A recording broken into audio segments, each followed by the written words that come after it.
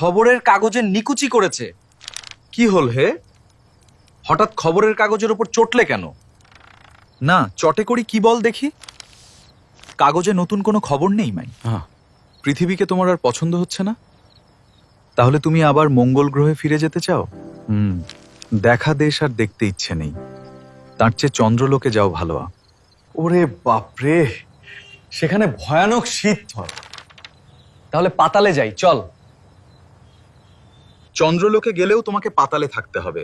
সেখানে মাটির ওপরে চিরতুষারের রাজ্য। পণ্ডিতরা তাই সন্দেহ করেন চন্দ্রলোকের জীবরা পাতালে থাকে যান। কিন্তু চন্দ্রলোক যাব কেমন করে সে কথা পরে ভাবা যাবে। আপাতত রামহরির পায়ের আওয়াজ পাচ্ছি।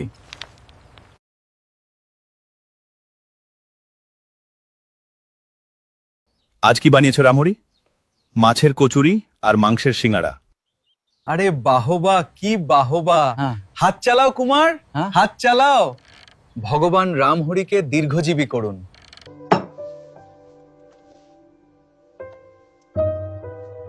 দেখতেই রামহরি। কে ডাকে? একটি ভদ্রলোক তোমাদের সঙ্গে দেখা করতে চান। তাকে বৈঠকখানায় বসিয়ে রেখে এসেছি।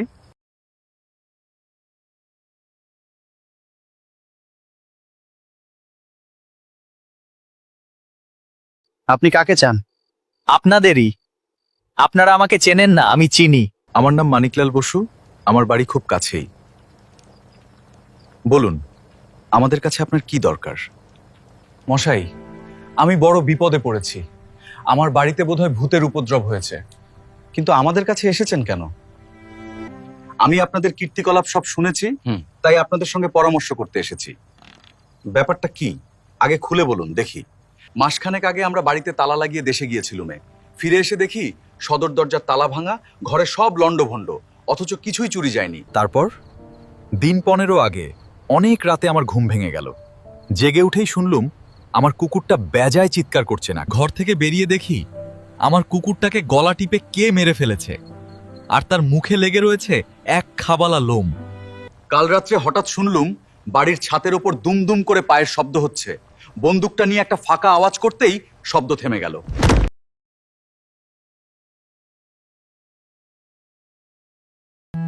আপনার বাড়িতে এমন কোনো জিনিস আছে যার দাম টাকা পয়সার চেয়ে বেশি? হ্যাঁ, আপনি ঠিক বলেছেন।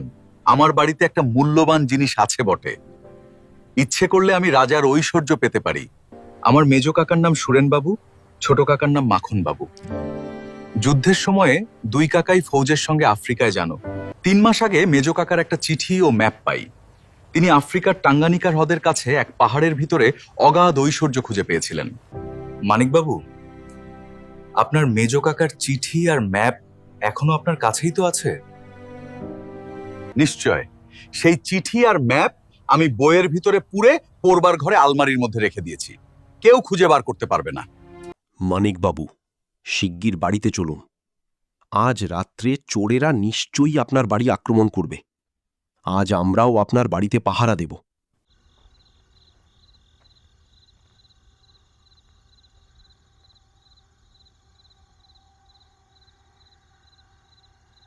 মানিকবাবু, আপনার বাড়ির গায়েই ওই যে মস্ত বড় গাছটা ছাদ ছাড়িয়ে ওপরে উঠেছে, ওটা বোধহয় বট গাছ। কি দেখছেন বলুন দেখি। দেখছি, ও গাছের ভেতরে কেউ লুকিয়ে আছে কিনা। ও সব দেখে শুনে দরকার নেই মশাই। চলুন আমরা বাড়ির ভেতরে গিয়ে দরজায় খিল লাগিয়ে বসে থাকি গে। কিন্তু ওরা যদি এই গাছ থেকে লাফিয়ে বাড়ির ছাদে গিয়ে ওঠে, তাহলে সদর দরজায় খিল লাগিয়ে করবেন কি? গাছ থেকে আমার বাড়ির ছাদ হচ্ছে 11-12 হাত তফাতে। মানুষ অত লম্বা লাফ মারতে পারে না।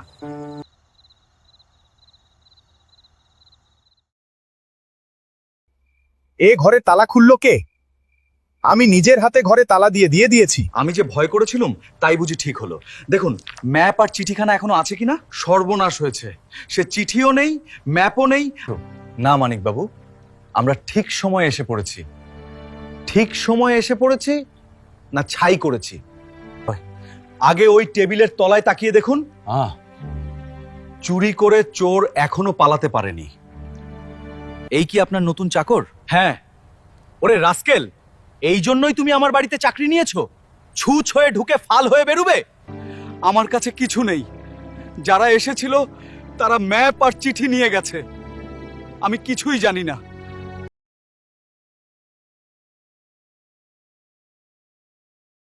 মানিকবাবু, এতক্ষণ আমরা কি ওই ঘরে ছিলুম?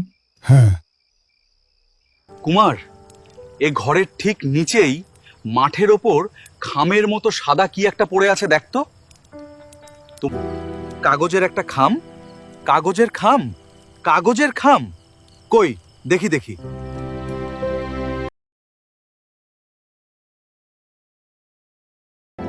এই যে আমার হারা নিধি, এরই ভিতরে সেই হারিয়ে যাওয়া চিঠি আর ম্যাপ আছে।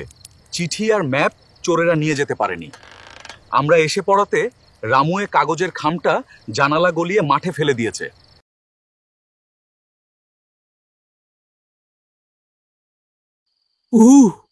বিমলবাবু, আপনার কি বুদ্ধি! আমি বুঝতেই পারিনি। আপনার জিনিস তো ফিরিয়ে পেলেন। এখন ওই গাছের কাছে গিয়ে পায়ের দাগগুলো দেখে আসি, চলুন। চোরেদের দলে লোক ছিল 5 জন। হ্যাঁ, কিন্তু সেই 5 জনের ভেতর একজন হচ্ছে অসাধারণ লোক। অসাধারণ লোক সে আবার কি? এই দাগটার দিকে ভালো করে তাকিয়ে দেখুন। যার পায়ের এই দাগ, তার পা হচ্ছে সাধারণ মানুষের পায়ের চেয়ে প্রায় 2 গুণ বড়। এ কি মানুষের পায়ের দাগ না দানবের? ও বাবা, চোরেরা কি একটা পোষা দৈত্য নিয়ে চুরি করতে এসেছে? আমরা দূর থেকে ছায়ার মতন তাকে একবার দেখেছি। প্রকাণ্ড কালো চেহারা। ও বাবা, যদি সে আবার ফিরে আসে। মানিকবাবু, কি ভাবছেন? ভাবছি মাথা আর মুন্ডু, আকাশ আর পাতা। ভেবেও কোনো কুল কিনারা পাচ্ছেন না বুঝি? অকুলে ভেসে কুল কিনারা খুঁজে লাভ। আমি এখন মরিয়া হয়ে উঠেছি। তাহলে এখন আপনার আর কোনো দুঃখ নেই তো? কাঁধের ওপরে মাথা নিয়ে আর কি কখনো দেশে ফিরতে পারবো?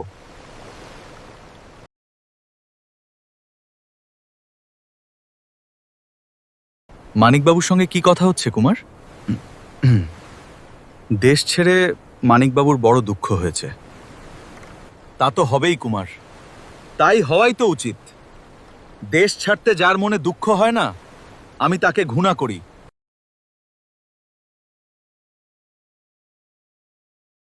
জাহাজে উঠে পর্যন্ত দেখছি এ বেয়ারা চেহারা লোকটা সব জায়গাতেই খালি আমাদের পিছনে পিছনে ঘুরছে।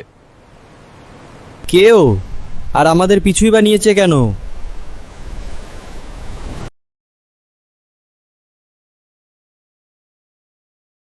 লোকটা যেই হোক আমাদের বন্ধু নয়। বন্ধু নয়, শত্রু। তবে কি বুঝতে হবে শত্রুরাও আমাদের সঙ্গে সঙ্গে এই জাহাজে চড়ে আফ্রিকায় যাচ্ছে? এই কাফরিটা সত্য সত্যই আমাদের শত্রু কিনা তাও ঠিক করে বলা যায় না।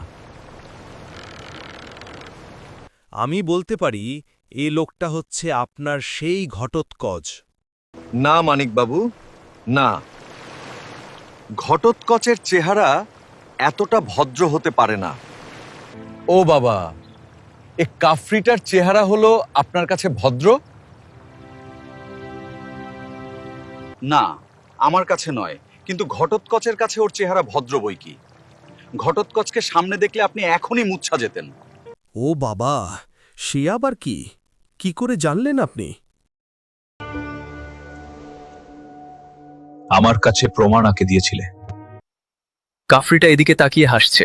ওরা বুঝতে পেরেছে আমরা ওদেরই পিছনে যাচ্ছি। কিন্তু ওদের ভাব দেখে তো মনে হচ্ছে না যে আমাদের দেখে ওরা কিছু ভয় পেয়েছে। এ কাফরিটাকে দেখলেই আমার রাগ হয়। ওদের অপরাধের প্রমাণ পেলে কারুকে আমি ছাড়বো না, সব পুলিশের কাছে চালান করে দেব। বিমল, দেখ, ওই যে আর একখানা নৌকা যাচ্ছে, তার উপরে 3 জন লোক, ঠিক যেন বাঙালির মতন দেখতে। ওই নৌকার লোকগুলোও কি আমাদের জাহাজে ছিল? হ্যাঁ, কিন্তু জাহাজে তো ওদের সঙ্গে দেখা হয়নি। ওরা নাকি ইস্ট আফ্রিকায় ব্যবসা করতে যাচ্ছে। এখান থেকে আমাদের যেতে হবে উজিজিতে, বুড়ো সর্দার গাটুলার খোঁজে। যদি সে মরে গিয়ে থাকে, সে নিয়ে এখনো মাথা ঘামায়নি। আমাদের সঙ্গে যাবার জন্য কত লোক ঠিক করেছো? ঠিক 124 জন। তাদের জন্য মাসে কত খরচ পড়বে? প্রায় 700 টাকা। আসকারি নিয়েছো কজন? 24 জন। আসকারি কি? সশস্ত্র কুলি। ও বাবা, অত অস্ত্রশস্ত্র নিয়ে কি হবে? আমাদের যুদ্ধ করতে হবে নাকি? হতে পারে।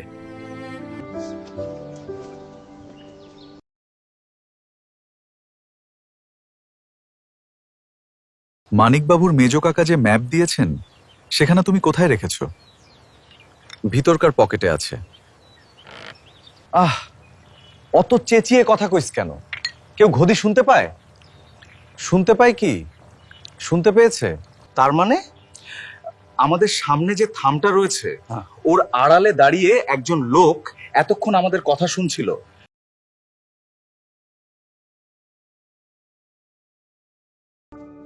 ছোট কাকা, ও ছোট কাকা!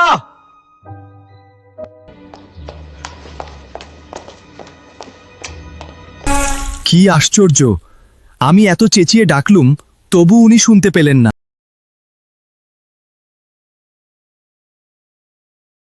মাখনবাবু আপনার ডাক শুনতে রাজি নন কেন?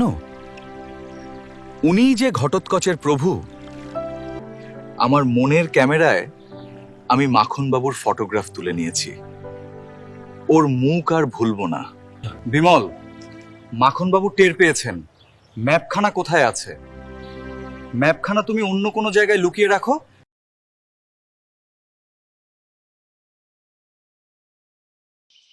দেশ থেকে টেনে এনে কেন আপনারা আমাকে অবঘাতে মারতে চান?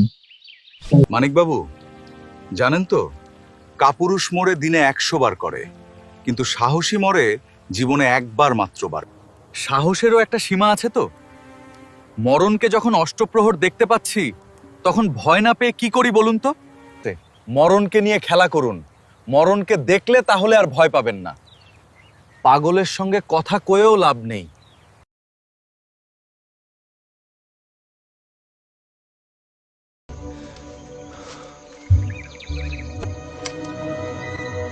বিমল, আর রক্ষে নেই, আমাদের অন্তিম কাল উপস্থিত। এরা আমাদের আক্রমণ করবে। এরা যেমন নিষ্ঠুর তেমনি বলিষ্ঠ। বনের হিংস্র পশুরা পর্যন্ত ভয়ে এদের ছায়া মারায় না। এরা কি জীব তা জানো তো? এরা কালো, কুৎসিত, মানুষের মতন, অথচ অমানসিক, ভীষণ মুখ। এরা গরিলা। মরবার জন্য প্রস্তুত হও। বন্দুক ছোড়ো কুমার। ওরা এইবারে আমাদের আক্রমণ করবে। ওরা বেশি কাছে এলে আমরা আর কিছুই করতে পারবো না।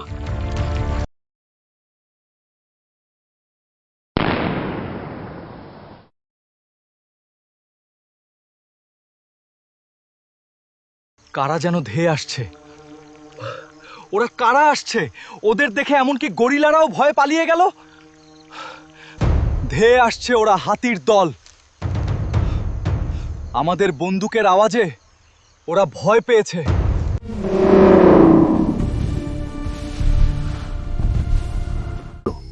কিন্তু মানিকবাবুর কোনো খোঁজই তো পাওয়া গেল না।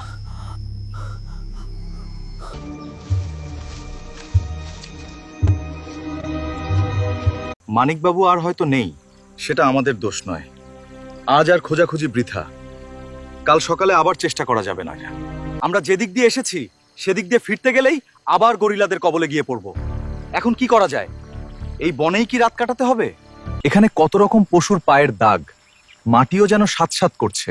এর কারণ কি? নিশ্চয়ই কাছে কোনো জলাশয় আছে। এইখান দিয়ে পশুরা জল খেতে যায়। কুমার, কাছেই একটা না একটা পথ আছেই। যদিও সেটা তাঁবুতে ফেরবার পথ নয়, তবু পথ তো। চারিদিকে চোখ রেখে সাবধানে চলো। এই পথে নানা জীব জলপান করতে যায়, তাই শিকার ধরবার জন্য সিংহেরা আশেপাশে ওত পেতে বসে থাকে। গাটুলা?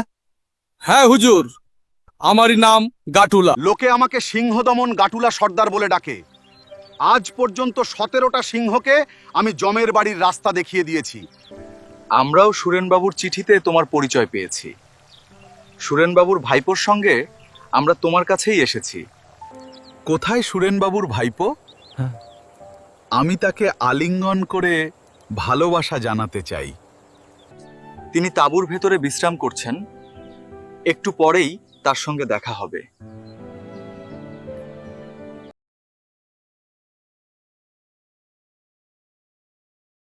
আপনারা কেন এসেছেন তা আমি জানি।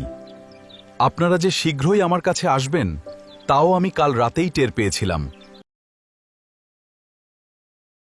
এ পৃথিবীতে নিছক দুঃখ বলে যে কিছুই নেই, সেটা আমি বেশ বুঝতে পারছি। এত বড় সত্যি কথাটা ফস করে বুঝে ফেললেন কেমন করে মানিকবাবু?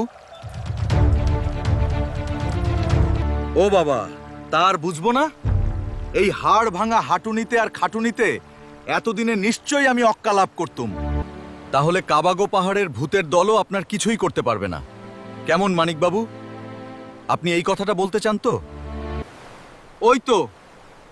ওই তো আপনাদের দোষ। সব সময় ওইসব ভূত প্রেতের কথা মনে করিয়ে দেন কেন? যাদের নামেই আপনার বদহজম হয় তাদের কাছে গেলে আপনি কি করবেন?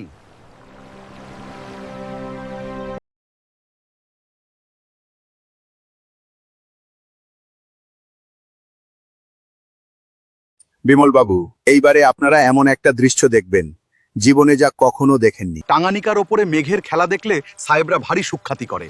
আমি সিংহদমন গাটুলা সর্দার, আমিও বলছি সত্যিই সে এক আশ্চর্য দৃশ্য। কিন্তু গাটুলা ঘন বিদ্যুৎ ভরা মেঘখানা ক্রমেই এগিয়ে আসছে। ঝড় বৃষ্টি আসবার আগেই আমাদের ছাউনি পাততে হবে যে। আমি হলুম সিংহদমন গাটুলা সর্দার, আমার কাজে আজ পর্যন্ত কেউ খুঁত ধরতে পারেনি। ছাউনি পাতবার ব্যবস্থা না করেই কি মেঘের খেলা দেখতে এসেছি? মেঘের যে এমন ঘন কাজল রং হতে পারে, বিদ্যুতের খেলা যে এত দ্রুত হতে পারে, বজ্রের গর্জন যে এত ভীষণ হতে পারে, আগে তা জানতাম না। বিমল বাবু, তাড়াতাড়ি তাঁবুর দিকে যান।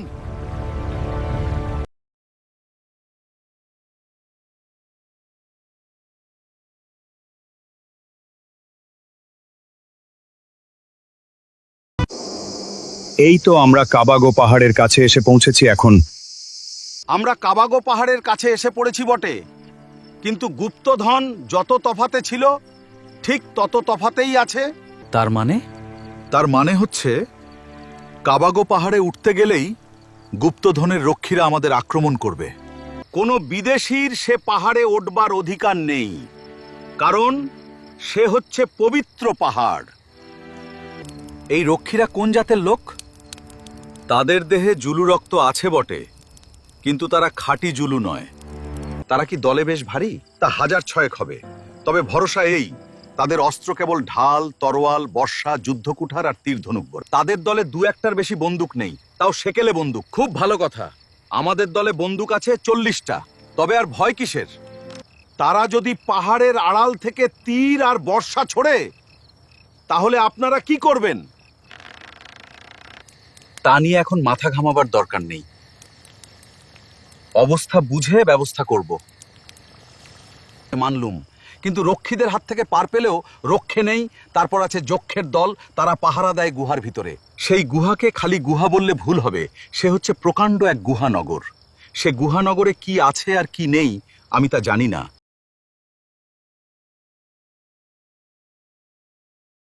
কি ব্যাপার সর্দার, এমন সময় আমাকে ডাকাডাকি কেন? আপনি কিছু শুনতে পাচ্ছেন? দূরে যেন বাজ ডাকছে। কিসের শব্দ হচ্ছে? ও কিসের শব্দ সর্দার? অসংখ্য ঢাক ঢোলের আওয়াজ।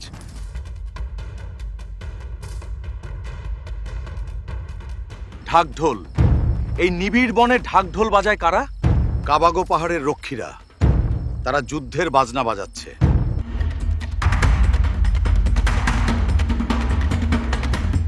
যুদ্ধের বাজনা বাজাতে বাজাতে তারা আমাদের দিকেই আসছে। তারা নিশ্চয় খবর পেয়েছে যে গুপ্তধন লুট করবার জন্য আমরা এসেছি।